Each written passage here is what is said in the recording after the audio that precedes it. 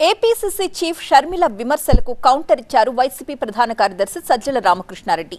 చంద్రబాబును సీఎం చేయడమే షర్మిల లక్ష్యంగా కనిపిస్తోంది అన్నారు ఆయన. చంద్రబాబు చివరి అస్త్రంగా షర్మిలను ప్రయోగించారని అన్నారు. తెలంగాణ నుంచి ఏపీకొచ్చిన షర్మిల జగన్ రెడ్డి నియంత అనడం ఆశ్చర్యం వేస్తుందన్నారు సజ్జల. ప్రత్యేక హోదా అంశాన్ని ప్రతిసారి ప్రస్తావిస్తున్నామన్నారు. ఎప్పటికైనా హోదా వస్తుంది అన్నారు.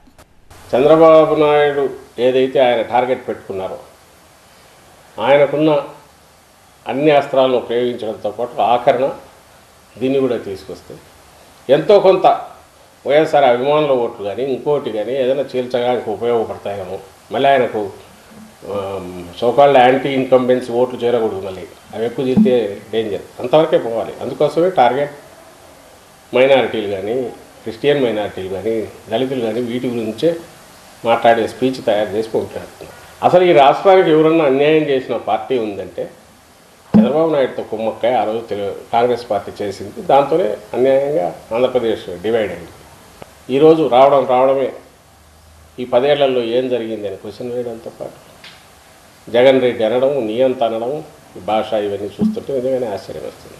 స్పెషల్ స్టేటస్ గురించి ఆ రోజు తప్పు చేసినది కాంగ్రెస్ పార్టీ, మా పార్టీ వరకు జగన్మోహన్ రెడ్డి గారి వరకు ఆ రోజు కానీ ఈ రోజు కానీ ఎప్పుడు దానికి కట్టుబడి ఉన్నామని చెప్తున్నాం. పోరాటం ఏ పద్ధతిలో చేయాలని చేయడంతో పాటు సెంటర్లో ప్రెజర్ పెట్టగలిగిన సంఖ్యలో లేదా సెంటర్ ఇక్కడ డిపెండ్ కాక తప్పని పరిస్థితి ఉంటే అప్పుడు మాత్రమే ఇది సాధ్యమయ్యేది. అంతవరకు దాన్ని సజీవంగా ఉంచి ఆ డిమాండ్ ఎప్పటికప్పుడు దాన్ని లేవనెత్తుతూ ఎప్పుడైతే అవకాశం వస్తుందో అప్పుడు దాన్ని సాధించుకోవాలనే దాంతో ముందుకు కదులుతుంది. ఆ అవకాశం వస్తుంది, ఎప్పుడో ఒకసారి రాక తప్పదు.